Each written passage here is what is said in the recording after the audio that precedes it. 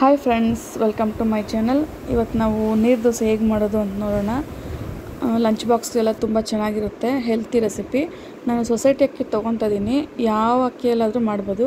1.5 ಪಾವ್ ತೊಗೊಂಡಿದ್ದೀನಿ ಸೊಸೈಟಿ ಅಕ್ಕಿ. ಅದರಲ್ಲೊಂದು 20 ದೋಸೆ ಮೇಲೇ ಆಗುತ್ತೆ. ಒಂದು 3-4 ಸತಿ ಚೆನ್ನಾಗಿ ತೊಳೆದು ನೈಟೇ ನೆನೆಸ್ತಾ ಇದ್ದೀನಿ. ಒಂದು 2-3 ಅವರ್ಸ್ ನೆನೆಸಿದ್ರೂ ಸಾಕು. ಆದರೆ ನೈಟ್ ನೆನೆಸಿದ್ರೆ ಚೆನ್ನಾಗಿ ಬರುತ್ತೆ. ನೈಟು 2-3 ಟೈಮ್ಸ್ ವಾಶ್ ಮಾಡಿ ನೆನೆಸಿದ್ದೀನಿ. ಬೆಳಗ್ಗೆನೂ ಅದೇ ನೀರು ಚೆನ್ನಾಗಿ ಕೈಯಿಂದ ಕಿವುಚ್ಬಿಟ್ಟು ಅಕ್ಕಿನೆಲ್ಲ ಅದರಲ್ಲಿರೋ ಕೊಳೆ ಎಲ್ಲ ಬಂದುಬಿಡುತ್ತೆ. ಆ ನೀರೆಲ್ಲ ಚೆಲ್ಬಿಡ್ತಾಯಿದ್ದೀನಿ. ನೋಡಿ ಎಷ್ಟೊಂದು ಕೊಳೆ ಇದೆ ನೈಟ್ ನೆಂದ ಮೇಲೇನು. ಮತ್ತು ತೆಂಗಿನಕಾಯಿ ಒಂದು ತೆಂಗಿನಕಾಯಲ್ಲಿ ಒಂದು ಚಿಪ್ಪು ಅಕ್ಕಿ ಜೊತೆ ರುಬ್ಕೊತೀನಿ, ಇನ್ನೊಂದು ಚಿಪ್ ಚಟ್ನಿ ಮಾಡ್ಕೊತೀನಿ.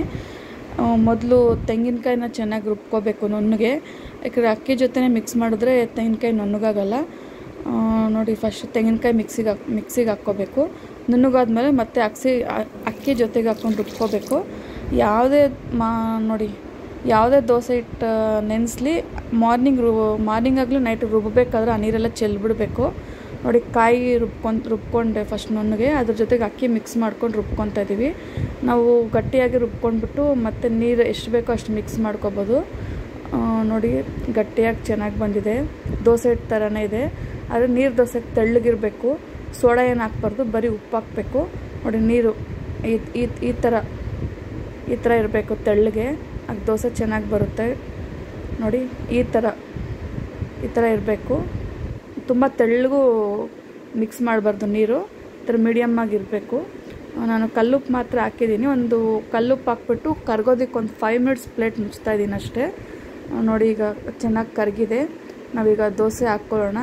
ದೋಸೆ ಹಾಕ್ಕೊಂಡ್ಬಿಟ್ಟು ದೋಸೆ ಆಗೋ ಅಷ್ಟರಲ್ಲೇ ಚಟ್ನಿಗೆ ರೆಡಿ ಮಾಡ್ಕೊಳ್ಳೋಣ. ನೋಡಿ ಫ್ರೆಂಡ್ಸ್, ಈ ಥರ ತೆಳ್ಳಗಿರಬೇಕು, ದೋಸೆ ಚೆನ್ನಾಗಿ ಬರುತ್ತೆ. ಇದು ಬಿಸಿಕ್ಕಿಂತ ತಣ್ಣಗಾದ್ಮೇಲೆ ತಿನ್ನೋಕ್ಕೆ ಚೆನ್ನಾಗಿರುತ್ತೆ. ನೋಡಿ ಚಟ್ನಿಗೆ ಇನ್ನೊಂದು ಚಿಪ್ ಇತ್ತಲ್ಲ, ಕೊತ್ತಂಬರಿ, ಹಸಿಮೆಣ್ಸಿನ್ಕಾಯಿ, ಹುಣಸೆಹಣ್ಣು, ಬೆಳ್ಳುಳ್ಳಿ, ಕೊಬ್ಬರಿ. ದೋಸೆ ಮೀನು ಸಾರಿಗೆ ಮಾಡ್ಕೋಬೋದು, ಇಲ್ಲ ಚಿಕನ್ ಸಾರಿಗೆ, ನೀರು ದೋಸೆ ಎಲ್ಲದಕ್ಕೂ ಮಾಡ್ಕೋಬೋದು. ನೀರು ದೋಸೆ ತುಂಬ ಈಸಿಯಾಗೂ ಆಗುತ್ತೆ, ಕ್ವಿಕ್ಕಾಗೂ ಆಗುತ್ತೆ, ಟೇಸ್ಟಿಯಾಗೂ ಇರುತ್ತೆ. ಹೆಲ್ತಿ ರೆಸಿಪಿ ಇದು. ಮಾಮೂಲಿ ದೋಸೆಕ್ಕಿಂತ ಇದೇ ಹೆಲ್ತಿ. ನೋಡಿ ಅದು ಒಂದು ಕಡೆ ಬೆಂದುತ್ತೆ, ಇನ್ನೊಂದು ಕಡೆ ತಿರುಗಿಬಿಟ್ಟು ಅಷ್ಟರಲ್ಲಿ ನಾವು ಚಟ್ನಿ ಮಿಕ್ಸಿಗೆ ಹಾಕ್ಕೊತಾ ಇದ್ದೀವಿ. ಕೆಲ್ಸಕ್ಕೆ ಹೋಗೋರಿಗೆಲ್ಲ ಟೈಮ್ ವೇಸ್ಟ್ ಆಗಬಾರ್ದಲ್ಲ, ಅದರಿಂದ ಒಂದು ಕಡೆ ದೋಸೆನೂ ಹಾಕ್ತಾ ಇರಬೇಕು, ಒಂದು ಕಡೆ ಚಟ್ನಿನೂ ರೆಡಿ ಆಗ್ತಾ ಇರಬೇಕು.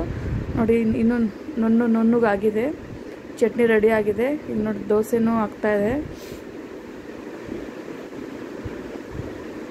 ನೋಡಿ ಎಷ್ಟು ಚೆನ್ನಾಗಿ ನೀವು ಯಾವ ರೀತಿ ಬೇಕೋ ಆ ಥರ. ಕೆಲವರು ಸೆಂಟ್ರಲ್ ತೂತು ಬರೋ ಥರ ಹಾಕ್ತಾರೆ ದೋಸೆ, ಕೆಲವರು ಫುಲ್ ಹಾಕ್ತಾರೆ. ಯಾವ ರೀತಿ ಬೇಕೋ ಆ ರೀತಿ ಹಾಕ್ಕೋಬೋದು.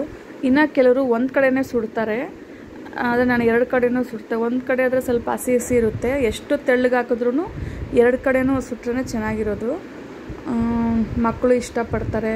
ಗರಿಗರಿ ಅಂತಲೂ ಚೆನ್ನಾಗಿರುತ್ತೆ, ತುಂಬ ಟೇಸ್ಟಿಯಾಗಿರುತ್ತೆ. ಒಂದು ಸತಿ ಟ್ರೈ ಮಾಡಿ ಫ್ರೆಂಡ್ಸ್. ನೀರು ದೋಸೆ ಅಂದರೆ ಮೀನು ಸಾರಿಗೆ ತುಂಬ ಚೆನ್ನಾಗಿರುತ್ತೆ. ನಾನು ಕೊಬ್ಬರಿ ಚಟ್ನಿ ತೋರಿಸ್ತಾ ಇದ್ದೀನಿ. ನೋಡಿ ಕೊಬ್ಬರಿ ಚಟ್ನಿ ರೆಡಿ ಆಗಿತ್ತಲ್ಲ, ಅದಕ್ಕೊಂಚೂರು ಒಗ್ಗರಣೆ ಹಾಕ್ತಾಯಿದ್ದೀನಿ. ಎರಡೂ ತಿಂದರೆ ತುಂಬ ಟೇಸ್ಟಿಯಾಗಿರುತ್ತೆ. ಚಟ್ನಿ ಯಾವಾಗಿದ್ರೂ ಹಸಿ ತೆಂಗಿನಕಾಯಲ್ಲಿ ಮಾಡಬೇಕು. Thank you.